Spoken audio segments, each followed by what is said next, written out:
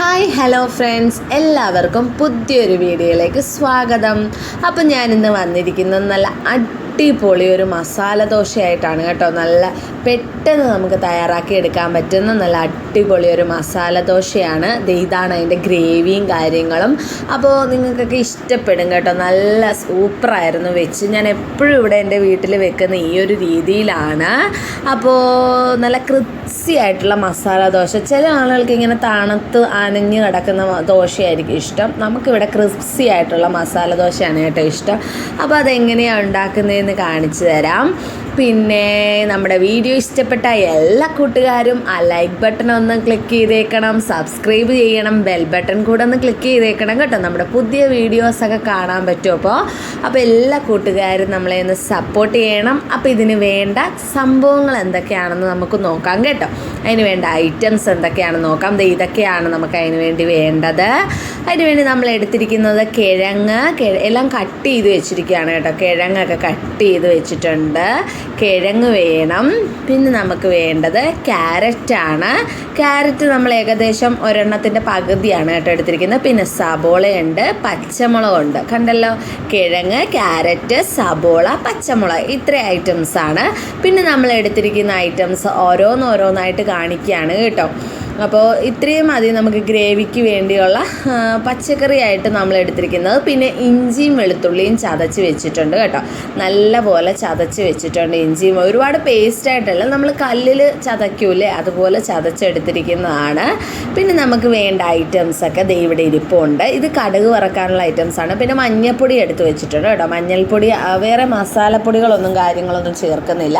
ഇത് നമുക്ക് കടുക് വറക്കുമ്പോൾ ചേർക്കുന്നതാണ്. ഉഴുന്നെടുത്ത് വെച്ചിട്ടുണ്ട്, കുരുമുളകുണ്ട്, പിന്നെ ഇത് കടുകാണ് കേട്ടോ. കുറച്ച് കടുക് എടുത്ത് വെച്ചിട്ടുണ്ട്.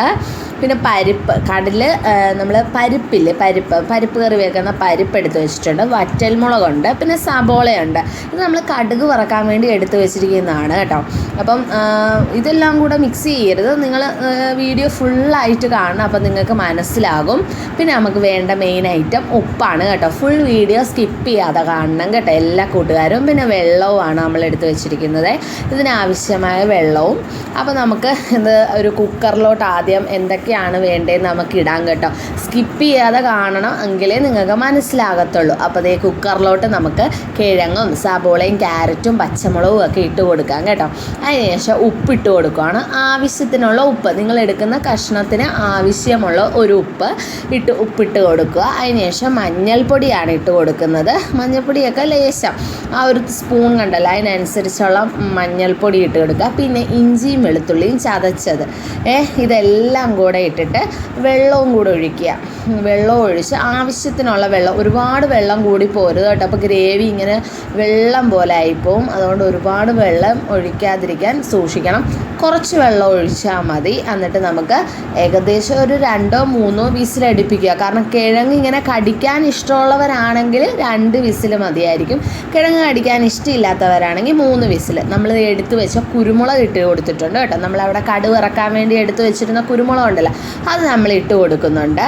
പിന്നെ നമ്മൾ കാണിക്കാത്ത കുറച്ച് ഐറ്റംസ് ആണ് കേട്ടോ. 2 ഏലക്കായുണ്ട്, കറുവപ്പട്ടയുടെ ഉണ്ട്, പിന്നെ ഈ ഒരു നക്ഷത്രം പോലെ ഇരിക്കുന്ന തക്കോലം, അത് അങ്ങനെ 3-4 ഐറ്റംസ് ഉണ്ടല്ലോ നമ്മുടെ.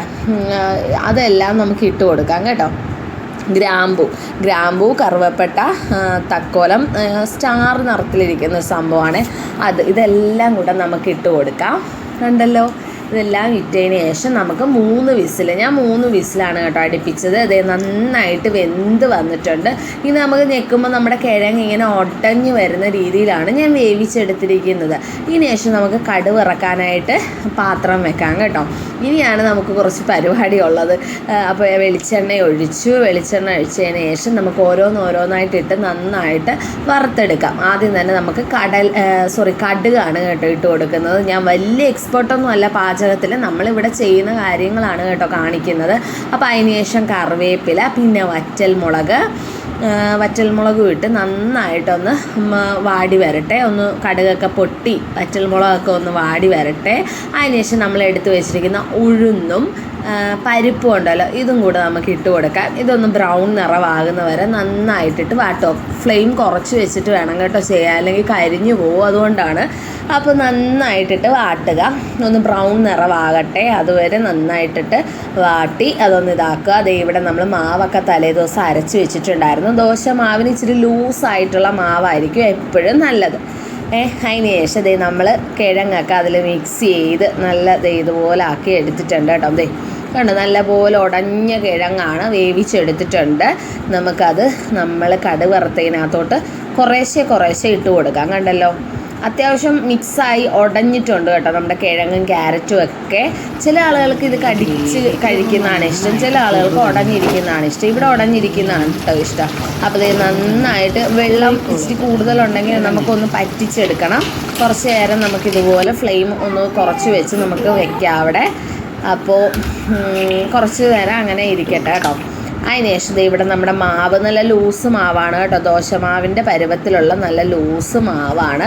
നമുക്ക് മാവ് ഒഴിച്ചു കൊടുക്കാം. ഏകദേശം നമ്മുടെ പാനിൻ്റെ ആ വട്ടത്തിനനുസരിച്ച് നമ്മൾ എടുക്കുക. ഇതുപോലുള്ളൊരു പാനാണെങ്കിൽ നമുക്ക് അത്യാവശ്യം വലുപ്പത്തിൽ ദോശ നമുക്ക് ചുട്ടെടുക്കാനായിട്ട് സാധിക്കും.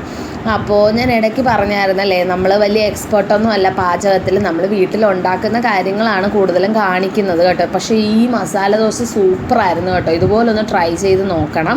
അപ്പോൾ അതേ ദോശ ചുട്ടതിന് ശേഷം ഞാൻ നെയ്യ് ഒഴിച്ചു കൊടുക്കുകയാണ് കേട്ടോ. നെയ്യൊക്കെ നിങ്ങളുടെ ഇഷ്ടത്തിനനുസരിച്ച് നെയ്യ് ഒഴിച്ചു കൊടുക്കുക. ചില ആളുകൾ ഒരുപാട് നെയ്യ് ഒഴിച്ചു കൊടുക്കും, ചില ആളുകൾ കുറച്ച് നെയ്യ് ഒഴിക്കും. ഇവിടെ നെയ്യ് ഇഷ്ടമായതുകൊണ്ട് ഞാൻ നല്ലപോലെ നെയ്യ് ഒഴിച്ചിട്ട് നല്ലപോലെ ദോശ നമ്മുടെ കല്ലിൽ നിന്ന് വിട്ട് കിട്ടുന്ന രീതിയിൽ നമ്മളാക്കി എടുത്തിട്ടുണ്ട്. അതിന് ശേഷം നമ്മൾ മസാല, നമ്മുടെ മസാല ദോശയ്ക്ക് സെറ്റാക്കിയ മസാലയുണ്ടല്ലോ, അത് നമ്മൾ ആ കിഴങ്ങും ക്യാരറ്റ് സബോളയൊക്കെ വെന്തത് നമ്മൾ ഇട്ട് കൊടുക്കുകയാണ് ആ മാവിലോട്ട്. കണ്ടല്ലോ, അപ്പം നല്ല അടിപൊളി മസാല ദോശയായിരുന്നു. എനിക്കൊന്നും കൂടെ മടക്കുന്ന വീഡിയോ എടുക്കാൻ പറ്റിയില്ല. നമ്മൾ ഫോണിൽ തനിച്ച് ചെയ്യുന്നതുകൊണ്ട് നമുക്കതെടുക്കാൻ പറ്റിയില്ല. പിന്നെ അതിന് ശേഷം കുറച്ചുകൂടെ നെയ്യ് പുരട്ടി കൊടുക്കാം നമുക്ക്. കണ്ടല്ലോ, ഞാൻ ഒരു ദോശ കൂടെ ചുട്ട് അതൊന്ന് കാണിക്കുകയാണ് കേട്ടോ. അപ്പോൾ നല്ല പോലെ നമുക്ക് കിട്ടി കേട്ടോ. നല്ല സൂപ്പറായിരുന്നു, നല്ല ടേസ്റ്റായിരുന്നു. സത്യം പറയാമല്ലോ, ഇതിൻ്റെ ഗ്രേവി ഇങ്ങനെ വെന്ത് കഴിഞ്ഞപ്പോൾ ഇവിടെ പൊന്നു ചോദിച്ചത് എന്താണെന്നറിയാമോ, അമ്മ നമ്മൾ ആര്യാസിലൊക്കെ പോയി നിൽക്കുന്ന ഒരു സ്മെല്ല് വന്നെന്ന്.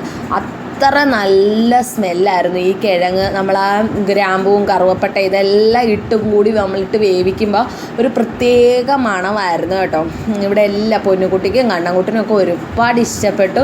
നല്ലൊരു മസാല ദോശയാണ്, പെട്ടെന്ന് തയ്യാറാക്കാം. നമ്മുടെ വീട്ടിൽ കിഴങ്ങും സബോളയും ക്യാരറ്റും പച്ചമുളകും ഒക്കെ ഉണ്ടെങ്കിൽ കുറച്ച് ഇഞ്ചിയും വെളുത്തുള്ളിയും ചതച്ചിട്ട് കുറച്ച് മഞ്ഞൾപ്പൊടിയും ഉപ്പും ഒക്കെ ഇട്ട് വളരെ പെട്ടെന്ന് നമുക്ക് തയ്യാറാക്കി എടുക്കാൻ പറ്റുന്ന നല്ല ഒരു ഇതാണ് കേട്ടോ. രാവിലത്തെ ബ്രേക്ക്ഫാസ്റ്റാണ്. ഞാൻ 1, 2, 3 നിങ്ങളെ ഉണ്ടാക്കി ഇങ്ങനെ കാണിക്കുന്നുണ്ട്.